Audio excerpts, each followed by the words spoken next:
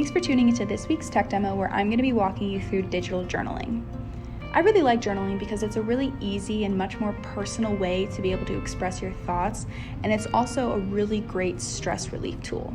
And while for some it can seem maybe inconvenient or time-consuming to feel like you have to commit to a physical journal, but being able to use your phone or your computer is a really great alternative to be able to do this on the go.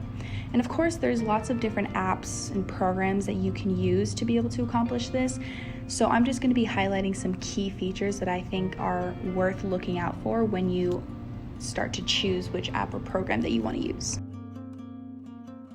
So generally speaking, depending on your individual preferences, choosing an app that's easily accessible and also user-friendly could definitely be more beneficial in the long run. So for example, it should be fairly easy to start a new entry and to also edit that entry. So as you can see with some of these apps that I'm using as examples, a plus sign icon is commonly used to indicate the start of a new entry, and this icon is just obvious enough to know right away how to get started. I find that having a user-friendly interface when you're not physically journaling can be really important, because I found that if you have to search too long to use basic functions in the app, then it might not be worth it, and over time it could become discouraging and defeat the purpose of why you're journaling in the first place. Another key feature that I think is worth looking out for is the ability to set reminders within the app to write your entries, especially since adopting a new habit can definitely prove to be a little bit difficult at times if you're somebody who has a busy schedule or a lot to keep track of. Having a feature like this can combat that and take the weight off of your shoulders. And again, depending on what app you're using, some will allow you to be more specific than others, and some will even let you customize them more. Also, if you're somebody who is new to journaling, looking for an app that will provide you with prompts is a really great way to get started if you're feeling unsure, because I find that answering a prompt can definitely take a lot of pressure off of trying to figure out what you want to write about. That way, the more often that you answer prompts, the more likely you are to build a sense of comfort with journaling, and therefore, if you so choose, eventually you can write without prompts. And depending on the app or the program that you're using, some prompts could be really quick questions that only require a few sentences worth of an answer, or other ones could allow for more long-winded responses. Either way, it's completely up to you how you answer it and how in-depth you wish to go.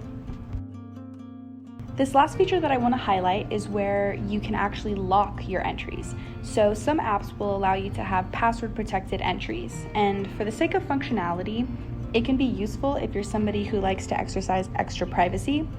But also, on the other hand, I think that in general, it can be a really cool feature to have, and it's even similar to how the Notes app on an iPhone works. And now for the sake of example, I'm going to take a minute to do a quick walkthrough of two different kinds of journaling apps.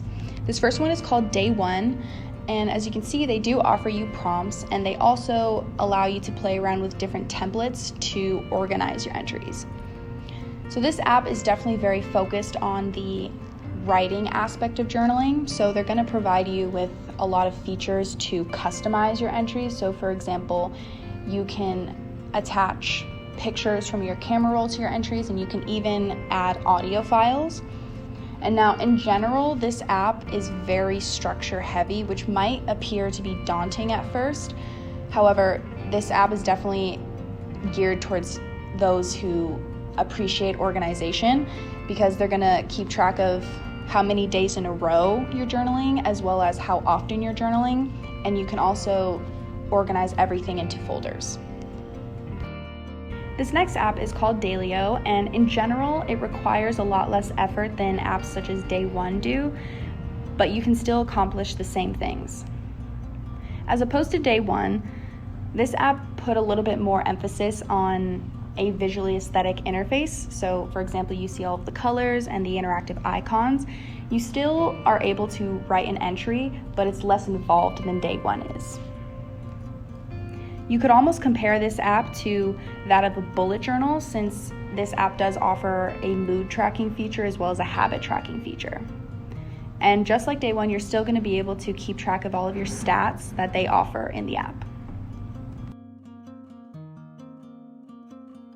So DayOne and Delio are just two examples of a bunch of different apps that you can choose from, and I really highly encourage you to have fun while you're looking for an app to be involved with, especially since there's really no right or wrong way to journal. All that matters is that you have the space and the opportunity to express your thoughts, and you can really just have fun with it. Thank you for tuning into this week's tech demo. I hope you enjoyed, and we hope to see you next week.